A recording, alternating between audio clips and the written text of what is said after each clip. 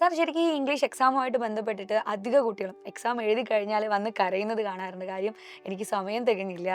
ഓരോ ക്വസ്റ്റ്യനും കൃത്യമായിട്ടുള്ള ടൈം അവർക്ക് മാനേജ് ചെയ്യാൻ പറ്റുന്നില്ല. ശരിക്കും എങ്ങനെയാണ് ഈ ഒരു ടൈം മാനേജ് ചെയ്യേണ്ടത്? യെസ്, അത് നല്ലൊരു ചോദ്യം. എന്ന് വെച്ചാൽ ഈ ടൈം മാനേജ്മെന്റ് എന്ന് പറഞ്ഞാൽ വളരെ ക്രൂഷ്യൽ ആയിട്ടുള്ള ഒരു കാര്യമാണ്. ഇപ്പോൾ അത് കറക്റ്റ് സമയമാണ്. കാരണം ഓരോ എക്സാം എഴുതുന്ന സമയത്താണ് നമുക്ക് മനസ്സിലാവുക നമ്മുടെ പോരായ്മകൾ എവിടേക്കാണ്, നമുക്ക് എവിടേക്കാണ് സമയം തികയാതെ വന്നിട്ടുണ്ടോ.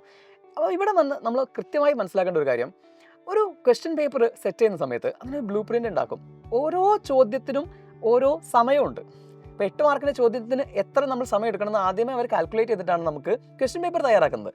പല ആളുകളും ഒരുപാട് സമയം റെസ്റ്റ് ചെയ്യുക, അല്ലെങ്കിൽ ചില ആളുകളൊക്കെ ആൻസേഴ്സ് ചോദിക്കാനൊക്കെ വേണ്ടിയിട്ടൊക്കെ ഒരുപാട് സമയം കളഞ്ഞ് അവസാനമാകുമ്പോഴേക്കും അങ്ങനെ തിരക്ക് പിടിച്ച് ചെയ്താറുണ്ട്.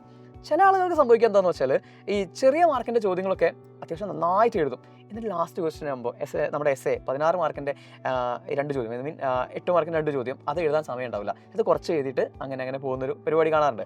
ഏറ്റവും കൂടുതൽ മാർക്ക് അവിടെയാണ് മിസ്സായി പോകുന്നത്. അപ്പോൾ നിങ്ങൾ ശ്രദ്ധിക്കേണ്ടത്, ഓരോ ക്വസ്റ്റ്യനും എത്രയാണോ നമ്മൾ എഴുതേണ്ടത് അത്രമാത്രം എഴുതിയാൽ മതി. നമ്മൾ ലാസ്റ്റ് വീഡിയോയിനകത്ത് പറയുന്നുണ്ട് ഓരോ ക്വസ്റ്റ്യൻ എത്ര എഴുതണം എന്നുള്ളത്. അത് വളരെയധികം ശ്രദ്ധിച്ചുകൊണ്ട് എഴുതുക. മറ്റൊരു കാര്യം എന്ന് പറഞ്ഞാൽ, നമ്മൾ ഈ പ്രോബ്ലം ഐഡൻറ്റിഫൈ ചെയ്യുന്നുള്ളത്, എനിക്ക് ടൈം മാനേജ്മെൻറ്റിൻ്റെ പ്രോബ്ലം ഉണ്ടെന്നുള്ളത് ഞാൻ അധികം ഐഡൻറ്റിഫൈ ചെയ്യണം, എന്നാലേ നമ്മൾ അതിൻ്റെ ഒരു സൊല്യൂഷൻ ഉള്ളൂ. അപ്പോൾ ഇവിടെ നമ്മൾ ഒരുപാട് എക്സാംസ് എഴുതുക, അങ്ങനെയാണ് നമുക്കത് മനസ്സിലാക്കാനും സാധിക്കുക. അതുപോലെ തന്നെ അതിനുള്ള പരിഹാരം അടുത്ത എക്സാമിനേഷന് നമുക്ക് എടുക്കാനും സാധിക്കുള്ളൂ. പിന്നെ ഒരു ട്രിക്ക് എന്ന് പറഞ്ഞു കഴിഞ്ഞാൽ, ഇപ്പോൾ ക്വസ്റ്റ്യൻ പേപ്പർ കിട്ടിയിട്ട് നമ്മൾ ആദ്യത്തെ 15 മിനിറ്റ് നമുക്ക് ഒരു കൂൾ ഓഫ് ടൈം ഉണ്ട്. ഈ കൂൾ ഓഫ് ടൈമിൽ നമ്മൾ ഡിസൈഡ് ചെയ്യണം നമ്മൾ ഏതെല്ലാം ക്വസ്റ്റ്യൻസ് ആണ് അറ്റൻഡ് ചെയ്യാൻ പോകുന്നത്. ചോയ്സ് ഉണ്ടാവും ഡെഫിനറ്റ്ലി. സോ അത് ആദ്യം നമ്മൾ ടിക്ക് ചെയ്ത് വെക്കുക ഏതൊക്കെ ക്വസ്റ്റ്യൻസ് ആണ്.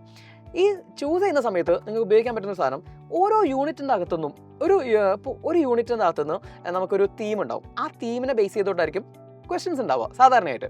അപ്പോൾ ഈ തീം നമ്മൾ ഒരേ തീം തന്നെ സെലക്ട് ചെയ്യുകയാണെങ്കിൽ, എന്ന് വെച്ചാൽ ഒരേ യൂണിറ്റിൽ നിന്ന് തന്നെ ഇപ്പോൾ നമ്മളുടെ എസ് ക്വസ്റ്റ്യനും അതുപോലെ 6 മാർക്കിൻ്റെ ചോദ്യമൊക്കെ നമ്മൾ സെലക്ട് ചെയ്യുകയാണെങ്കിൽ നമ്മുടെ കയ്യിൽ ബ്രെയിനിൽ ഒരുപാട് പോയിന്റ്സ് അതിനെ കുറിച്ചിട്ടുണ്ടാവും. നമുക്ക് പോയിന്റ്സിന് വേണ്ടിയിട്ട് ഇങ്ങനെ ഒരുപാട് അന്വേഷിക്കേണ്ട ആവശ്യമില്ല. കാരണം 6ാമത്തെ ചോദ്യം 6 മാർക്കിൻ്റെ ചോദ്യം നമ്മൾ എഴുതുന്നതും ഇതേ യൂണിറ്റിൽ നിന്നാണ്. അതുപോലെ തന്നെ എസ് ക്വസ്റ്റ്യൻ എഴുതുന്നത് നമ്മൾ ഇതേ യൂണിറ്റിൽ നിന്നാണ്. പോയിന്റ്സ് നമുക്ക് നന്നായിട്ട് ഫ്ലോ ആയിട്ടെങ്കിലും വന്നോളും. വേണമെങ്കിൽ ചെറുതായിട്ട് പെൻസിലോട്ട് നമുക്ക് ക്വസ്റ്റ്യൻ പേപ്പറിൽ ഇങ്ങനെ നമുക്ക് ബാക്കി ക്വസ്റ്റ്യൻസ് ചെയ്യുന്ന സമയത്ത്, ഇതാണ് ഞാൻ എഴുതാൻ പോകുന്ന എസ് എന്ന് എനിക്ക് ഓൾറെഡി അറിയാം, അപ്പോൾ അതേക്കുറിച്ച് നമുക്ക് വേണമെങ്കിൽ ഒന്ന് എന്ത് ചെയ്യാം, ഇങ്ങനെ നോട്ട് ചെയ്ത് വെച്ച് കഴിഞ്ഞാൽ നമുക്കത് സ്പോട്ടിലെടുക്കാം. പിന്നെ ഒരു കാര്യം എന്ന് പറഞ്ഞാൽ, എപ്പോഴും എസ് എഴുതുന്ന സമയത്ത് നമുക്ക് പാരഗ്രാഫുകളുടെ എണ്ണം കൂട്ടുന്നത് എപ്പോഴും നല്ലതാണ്. ഒരു ഐഡിയൽ പാരഗ്രാഫ് എന്ന് പറഞ്ഞിട്ടുണ്ടെങ്കിൽ അതിനകത്തൊരു 4 to 5 സെൻറ്റൻസ്, സിമ്പിൾ സെൻറ്റൻസസ് ആണ് ഉണ്ടാവുക. പല ആളുകളുടെ വിചാരം കോംപ്ലക്സ് ആയിട്ടുള്ള വലിയ സെൻറ്റൻസുകൾ എഴുതുന്നതാണ് ഏറ്റവും ഭംഗി അല്ലെങ്കിൽ മാർക്ക് കിട്ടുന്നത്. അങ്ങനെയല്ല. പിന്നെ അതുപോലെ തന്നെ ഈ ഓരോ പാരഗ്രാഫുകൾക്കും ഒരു ടോപ്പിക് ഉണ്ടാവണം. ഒരു ടോപ്പിക്കിനെ കുറിച്ചിട്ട് നമ്മൾ ഒരു പാരഗ്രാഫിൽ മാത്രം സംസാരിക്കുക. അങ്ങനെ ഒരു കണക്ഷൻ കൊടുക്കുക ഓരോ പാരഗ്രാഫുകൾ തമ്മിൽ. അങ്ങനെ ഒരു ഫ്ലോ ഉണ്ടാക്കിയെടുക്കാം. ഒരു ഇൻട്രൊഡക്ഷൻ, അതുപോലെ തന്നെ ബാക്കിയുള്ള ഭാഗങ്ങൾ, ഒരു കൺക്ലൂഷൻ. ഇതായിരിക്കണം നമ്മുടെ ഒരു സ്റ്റൈൽ എന്ന് പറയുന്നത്. ഇങ്ങനെയൊക്കെ നമ്മൾ നോക്കിക്കഴിഞ്ഞിട്ടുണ്ടെങ്കിൽ ഗ്രാജുവലി നമുക്ക് ഈ പറഞ്ഞ ഈ ഒരു ടൈം മാനേജ്മെൻറ്റ് എന്ന് പറയുന്ന ഒരു ക്രൈസിസിനെ ഇല്ലാതെയാക്കാൻ സാധിക്കും.